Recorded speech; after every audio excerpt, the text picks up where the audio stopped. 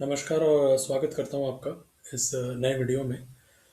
मेरे चैनल का नाम है जियो पॉलिटिक्स एक्सप्लेन्ड इन हिंदी और यहाँ पे मैं आपको समझाता हूँ जो कॉम्प्लेक्स जियो पॉलिटिक्स स्टोरीज़ है, न्यूज़ स्टोरीज़ है, जो आपको कोई नहीं समझा रहा होता हिंदी में, हम वो यहाँ पे कर दिखाते हैं, आपको हिंदी में समझाते हैं इन कॉम्प्लिकेटेड जियो पॉलिटिकल स्टोरीज़ को, ताकि आपको वर्ल्ड न्यूज़ की बढ़िया समझ मिल सके।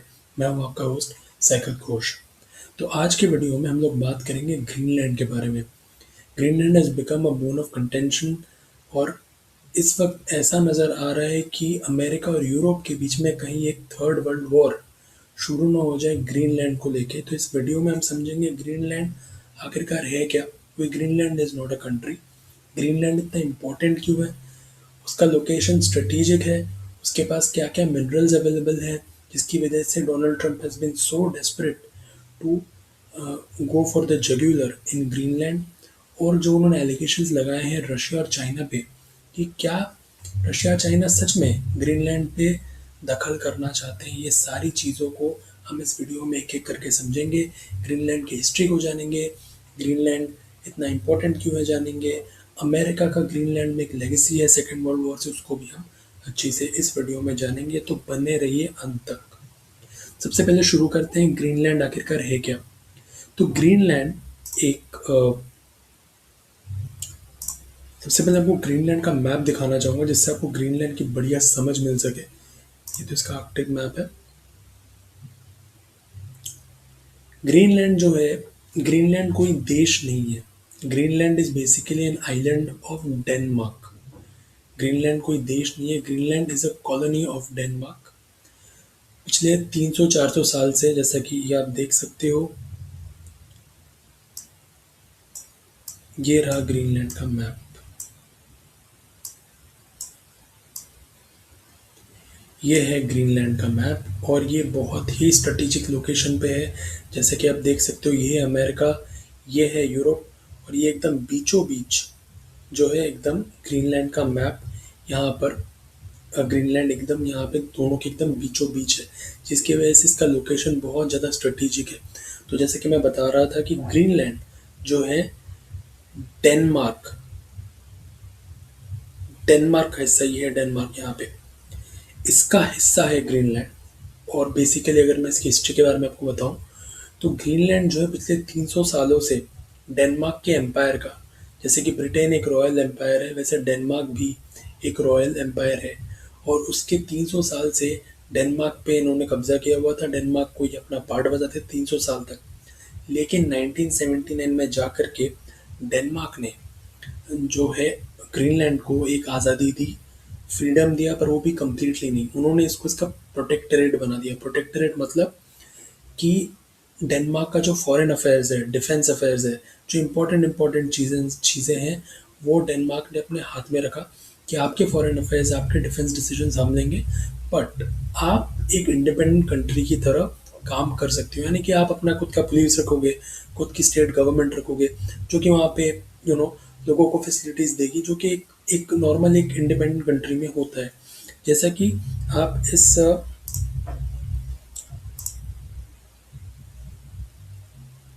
इस आर्टिकल में मैं आपको दिखाऊं, ये एक बहुत ही इम्पोर्टेंट आर्टिकल है जो कि काउंसिल फॉर फॉरेन रिलेशंस ने लिखा है, सीएफआर ने।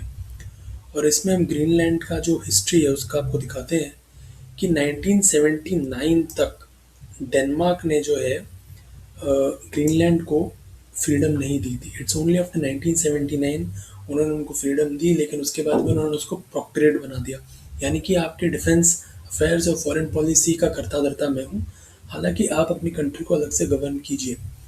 तो जैसे कि आप देख सकते हो कि डेनमार्क इतना, ग्रीनलैंड इतना इम्पोर्टेंट क्यों है, जैसे कि मैंने आपको दिखाया, बहुत ही स्ट्रेटेजिक लोकेशन पे ग्रीनलैंड बेस्ड है। और अगर मैं आपको ग्रीनलैंड का थोड़ा बहुत डेमोग्राफी दिखा पाऊँ तो इस फॉक्स न्यूज़ के आर्टिकल में आप देखोगे,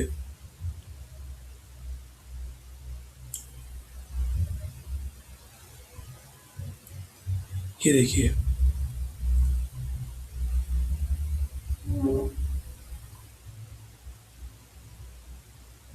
हालांकि इसमें भी थोड़ी देर पहले एक मैप आ रहा था, लेकिन जो बेसिकली ग्रीनलैंड का जो डेमोग्राफी है वो ये है कि ग्रीनलैंड के जो कोस्ट हैं दे आर इनहैबिटेबल, यानी कि वहाँ पे लोग हैं।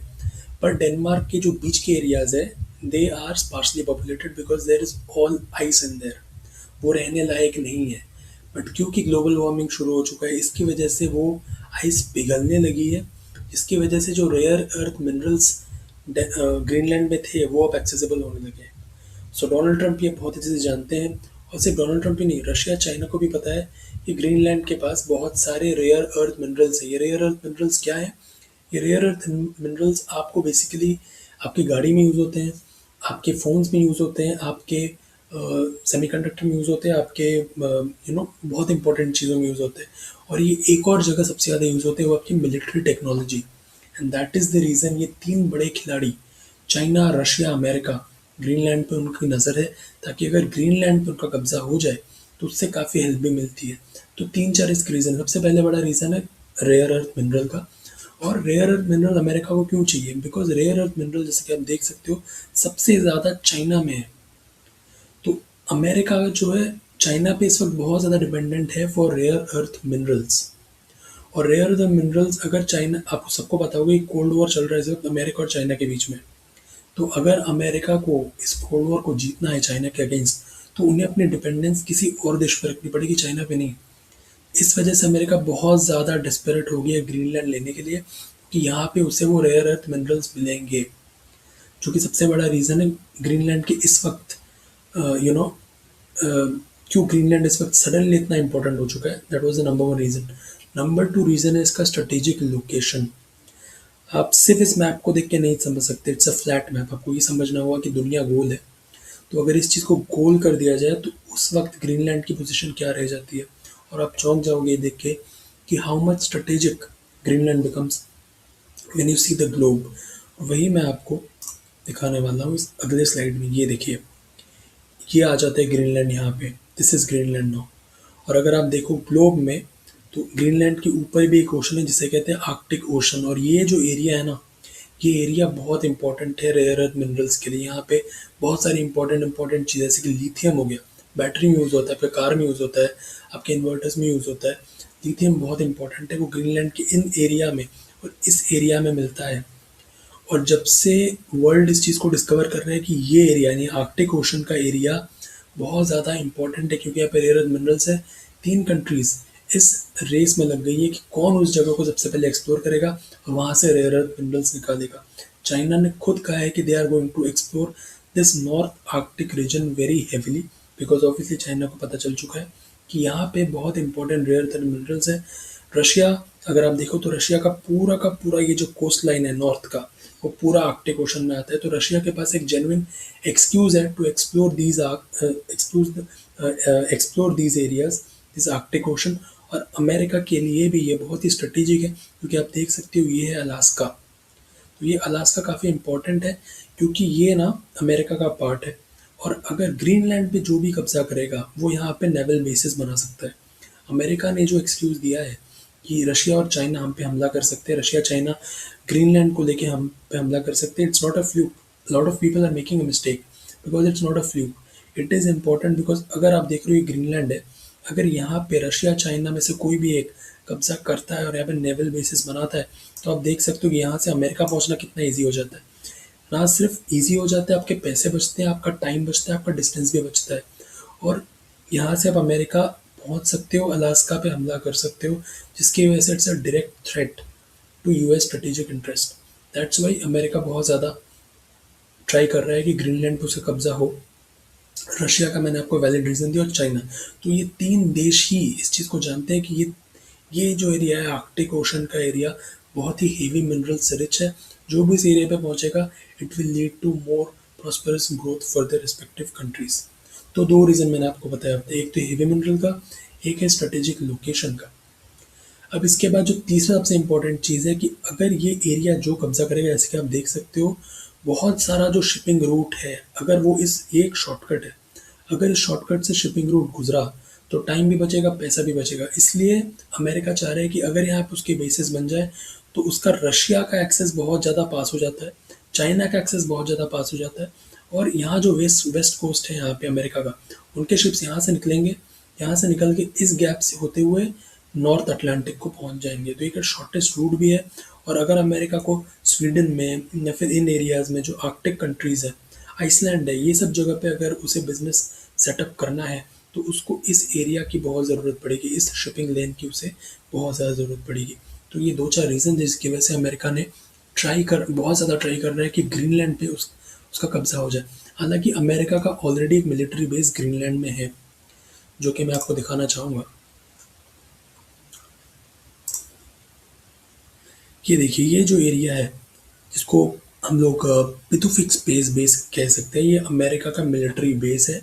अमेरिका ने इसे 1951 में बनाया था, बिकॉज उस वक्त कोल्ड वॉर अपने चरम पे थी।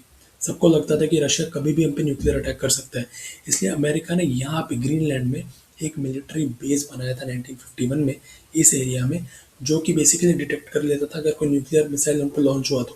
क्योंकि आप देख, जैसे मैं आपको मैप में दिखाया कि अमेरिका पे अगर कोई अटैक होता है तो यहाँ से अगर अमेरिका उस मिसाइल को डिस्ट्रॉय करता है तो अमेरिका तक पहुँचेगा ही नहीं। तो इस वजह से यहाँ पे जो है अमेरिका के पास एक बहुत बढ़िया, मतलब एक लोकेशन मिली, स्ट्रेटेजिक लोकेशन मिली, जो कि ना सिर्फ अपने रॉकेट को डिटेक्ट करेगा बल्कि इंटरसेप्ट भी करेगा। इसके अलावा जैसा कि आप मैप में देख सकते हो, ये एरिया ना आर्कटिक है। तो ये बेसिकली जो है ना स्पेस एक्सप्लोरेशन के लिए बहुत स्ट्रेटेजिक लोकेशन है।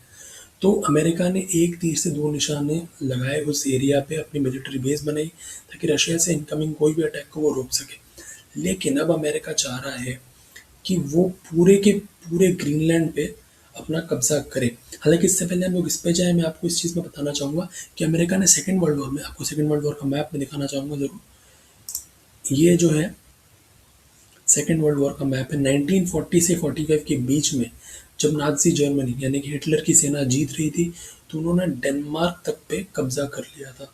और उसकी अगली नज़र जो थी इसी ग्रीनलैंड पे थी। उस वक्त अमेरिका के जो प्रेसिडेंट थे, एफडीआर, फ्रैंकलिन डेलानो रूजवेल्ट, और उसके उनके जाने के बाद जो प्रेसिडेंट है हैरी ट्रूमन, ने स्ट्रेटेजिकली डेनमार्क को बचाए रखा। यहाँ पे उन्होंने मिलिट्री प्रोटेक्शन दी डेनमार्क को, ताकि आने वाले इनकमिंग अटैक्स जो जर्मनी के हो वो यहाँ ना हो पाए। ताकि जर्मनी, क्योंकि जैसा कि मैंने आपको बताया डेनमार्क पे वो इन्वेट कर चुके थे, अब उनका अगला हमला था ग्रीनलैंड में। पर क्योंकि अमेरिका ने यहाँ मिलिट्री भेज दी तो हिटलर पीछे हट गया और जर्मनी ने कभी भी इस एरिया को इन्वेट नहीं किया। लेकिन अमेरिका ने उस वक्त भी एक तीर से दो निशाने लगाए। उन्होंने दुनिया को ये तो कहा कि ऑब्वियसली हम आपको प्रोटेक्ट करेंगे, जो कि ऑब्वियसली किया भी उन्होंने। पर उन्होंने इसका फ़ायदा उठाया ये कि यहाँ पे उन्होंने एक बेस बनाया 1951 में, जो मैंने आपको दिखाया। और उस बेस से बेसिकली उस वक्त क्या हो रहा था, हिटलर जो है ना, ये नॉर्थ नॉर्थ अटलांटिक है। तो नॉर्थ अटलांटिक में हमें बेसिकली जब शुरू शुरू में सेकेंड वर्ल्ड वॉर शुरू हुआ तो America was not in the fight, it was England, France versus Germany. तो इंग्लैंड को सारी हथियार अमेरिका दे रहा था, और उसके जो टैंक्स थे, हेलीकॉप्टर्स थे, वो अमेरिका नॉर्थ अटलांटिक से इसी रूट पे बाई सी, बाई शिप्स भेजता था। और हिटलर को ये बात पता थी, इसलिए वो लगातार इन शिप्स को इन नॉर्थ अटलांटिक एरिया में ख़त्म कर रहा था। तब अमेरिका ने इस एरिया में मिलिट्री बेस बनाया, जिससे उन्होंने ऑब्वियसली एक इन्वेजन को तो रोका ही रोका। उन्होंने यहाँ पे बेस बना के यहाँ पे हिटलर के जो इनकमिंग अटैक्स थे उनके शिप्स पे, उसको भी रोकने में उन्होंने हेल्प करी। That again proves the point कि how strategic this place has been for America. और अभी जब रशिया चाइना सडनली जो है वर्ल्ड पावर में बढ़ रहे हैं, तो अमेरिका को पता है कि अगर ग्रीनलैंड को रशिया चाइना ले लेते, मैंने आपको दिखा किस तरीके से अमेरिका विल बी वल्नरेबल। इसलिए अमेरिका चाह रहा है कि पूरे के पूरे ग्रीनलैंड पे वो कब्जा करे, और उसके लिए उनके तरीके क्या है ये भी आपको मैं दिखाता हूँ। द हिंदू का ये आर्टिकल है। और जैसे कि मैंने आपको बताया कि ग्रीनलैंड कोई देश नहीं है, Greenland is a protectorate, protectorate of Denmark. तो ट्रम्प का जो प्लान है वो ये है,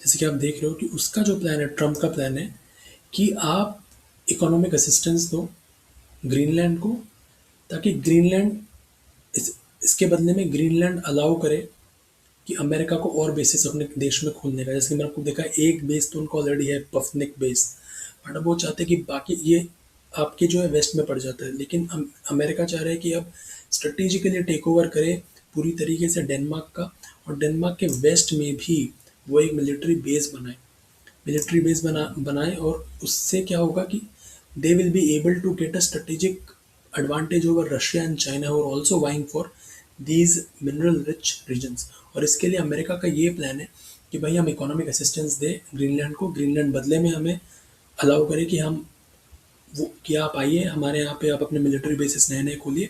और ट्रम्प ये भी चाह रहे हैं कि ग्रीनलैंड जो कि डेनमार्क का पार्ट है सिसीड कर जाए डेनमार्क से, कि नहीं भाई हम आपको डेनमार्क का पार्ट नहीं होना चाहते हैं, बेसिकली अब से हम अमेरिका के साथ रहना चाहते हैं, अमेरिका का एक पार्ट बन के। ये ट्रम्प का जो है वहाँ पे प्लान है। अगर सबसे मज़े की बात ये है कि अगर डेनमार्क इसे एक्सेप्ट नहीं भी करता है, अगर military base Denmark sorry Greenland अगर वहाँ खोल भी देता है अमेरिका के, तो कहीं ना कहीं it will only become a part of the growing American empire.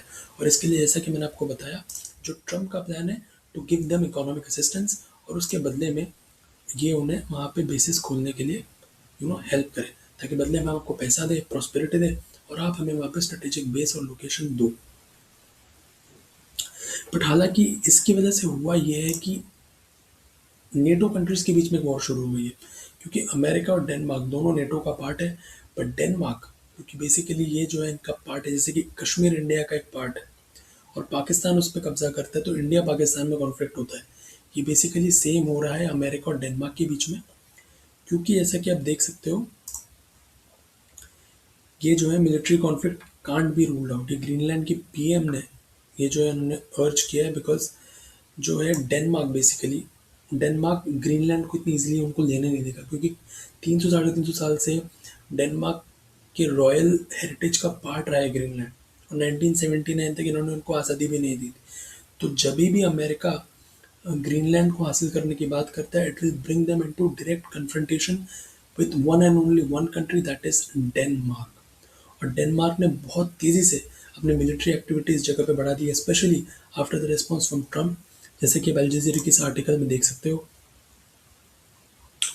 That Denmark sends more troops to Greenland amid tensions with Donald Trump. जैसे कि आप देख सकते हो ये एक डिस्ट्रॉयर, उनका navy destroyer, it has been docked in Nuuk. Nuuk basically is a capital of Greenland, और यहाँ पे अमेरिकन एम्बेसी भी है, जिसमें कुछ दिन पहले काफ़ी सीवियर प्रोटेस्ट वहाँ पे अमेरिकन एम्बेसी के सामने ग्रीनलैंड ने की थी। तो अगर कल को वॉर होती है तो it will be a direct war between America and Denmark, जो कि ग्रीनलैंड को इतनी इजीली छोड़ने नहीं वाला है। कुछ दिन पहले तक हमने ये भी देखा था कि 4-5 forces including Germany have sent their force to Greenland to defend the territory, लेकिन जर्मनी ने अपने फोर्सेस वापस खींच लिए हैं। लेकिन जो डेनमार्क है, Denmark is not gonna back down.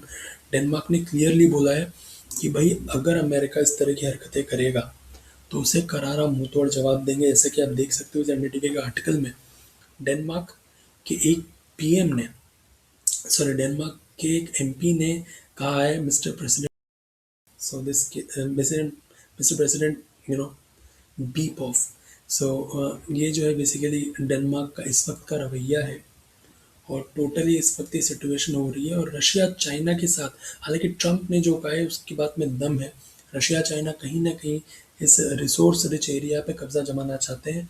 और जैसे कि मैंने आपको मैप के थ्रू भी दिखाया कि ये जो एरिया है ना, मतलब अमेरिका को इस पे कंट्रोल रखना पड़ेगा, otherwise America will be very very vulnerable.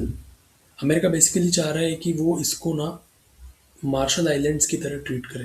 Basically second world war में जब अमेरिका जीत गया तो मार्शल आइलैंड्स, माइक्रोनेशिया और पलाव, ये सब छोटे छोटे द्वीप्स हैं, छोटे छोटे आइलैंड्स हैं पैसिफिक में। तो इनको अमेरिका ने अपना प्रोक्टरेट बना दिया था कि भाई आप अपना खुद का करिए, लेकिन आपके डिफेंस फॉरेन अफेयर्स हम देखेंगे। यही अमेरिका चाह रहा है विद ग्रीनलैंड कि भाई आप हमें अपनी मिलिट्री, डिफेंस, फॉरेन पॉलिसी हमारे हाथ में दे दीजिए, और बाकी चीज़ जो है हम लोग देख लेंगे। That has been America's whole idea behind it. उम्मीद करते हैं आपको ये वीडियो समझ में आया होगा। अगर आपको कोई भी और क्वेश्चन इस वीडियो से है तो आप ज़रूर कमेंट में बताइए, और अगर आपको कोई भी प्रॉब्लम है, कोई जियोपॉलिटिक्स की स्टोरी आपको समझ में नहीं आ रही है, do let me know in the comment box. उम्मीद करता हूँ आपको ये वीडियो समझ में आया होगा। Thanks for watching.